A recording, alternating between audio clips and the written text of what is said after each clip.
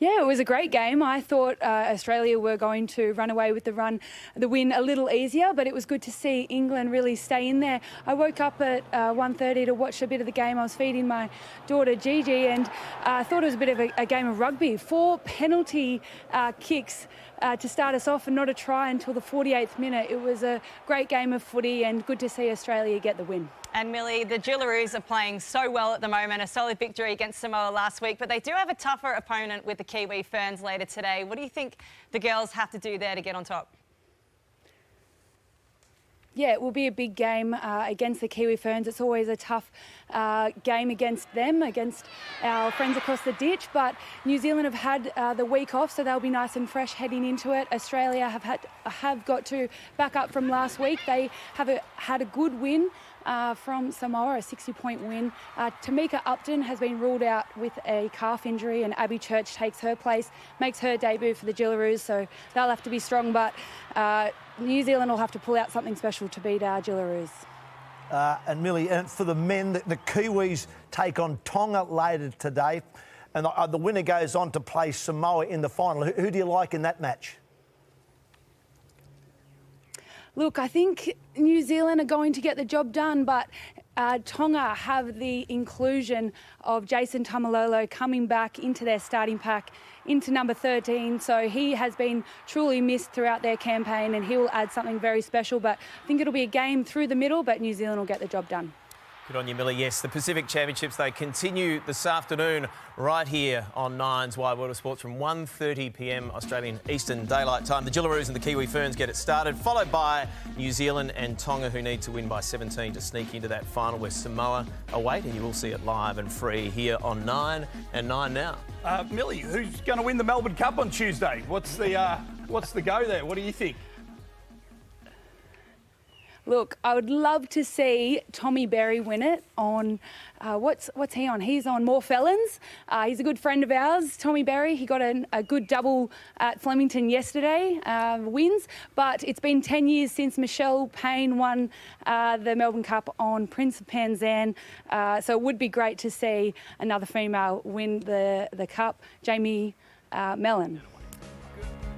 The decision to lead the Storm, was it a tough one? Yeah, it was, but one that once I sat back with myself and sort of weighed up what I need to do for myself personally and have some time off is key behind that. So it is hard, especially after the result of the grand final last year, but at the same time, give someone else an opportunity now. And yeah, it is tough, and it's one of those things that you've got to weigh up sometimes and be in those uncomfortable positions. And yeah, it is now, and I'm not sure what's next, but yeah, just have some year off, time to reset, and try to find myself away from the footy field. So there are a lot of rumours flying around about where Ryan Papenhuyzen might be headed next year, but you can hear there he's adamant that he doesn't have anything sorted out. What did you make of all of that? You have to take him on his word, don't you? Yeah, oh, we do. The worry for me is taking it away from Ryan Papenhuyzen. I think the club, Melbourne Storm, have handled it really well. They're supporting him and they understand. But the worry for me is it talks about what's next. You know, I always think, well, what's next for the club? The club have signed him up till the end of next season, I believe. So he's not going to honour the last year of his contract. So I don't see what the benefit of the club's getting these days of having these long-range contracts. Players want security, and I've said this before on the show, they want security, and we understand all that. But when you get security, you've got to honour that contract as well. And it seems too easy these days for players not to honour the contract.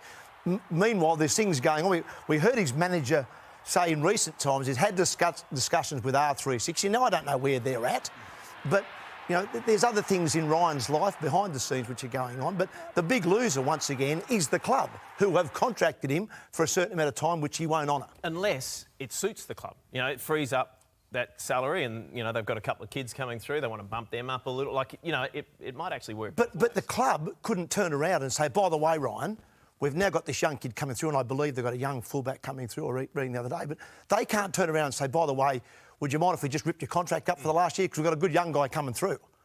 What would we be saying if that happened? What happens in the States? Well, it's usually the agents are forcing these guys out of their contracts, and they have a lot of power.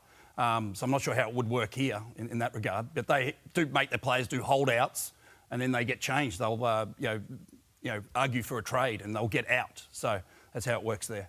All right. The speculation, one of the speculative parts of this is that he might turn up, indeed, in rugby union. This is what Tim Horan had to say on Stan Sport during the week. If you're Ryan Papenhuyzen and you're going to play rugby, do you want to break, or do you actually want to get into the rhythm of actually learning the game? You got to. You know, before you play R360. If R360's ever going to get up, I don't think it's going to get up. What happens to Ryan Papenhuyzen now if that doesn't get off the ground? So that was Tim, Australian Wallaby legend on Stan Sport during the week, with the speculation that, yes, if he does land in union, he's got to get some miles under the belt. And Tim, I think, was suggesting that maybe Waratahs or even the Reds could be the location to do that. Well, I think that's why there's been so much speculation, is because there are so many options that he could walk down. Now, he's saying that he wants to step away from the game just for 12 months to see what else is out there, and that he said that it was a really tough decision to make. Now, for athletes that I know in the past that have stepped away from the sport for 12 months, it hasn't necessarily been a tough decision. And even with that interview that he had with Clint, then he said it was an uncomfortable decision for him to be able to do so. Now, I think that's where the speculation's really coming from, is that, you know, this is a decision that he hasn't come to lightly, of course, because of the Melbourne Storm fans as well as the game. But for someone who wants to go out and explore his life and explore other options, it really should be an easy decision. So I'm really interested to see what he does over the next 12 months, whether he goes into union, whether he goes into R360, or whether he walks away from the game entirely. It's all going to be all eyes on him. I reckon one thing's for sure, it's going to be hard for Ryan Papenhuyzen to get any sort of peace and quiet, because we're all going to be on Ryan watch. Oh, absolutely. Yeah, find out what's going to go on.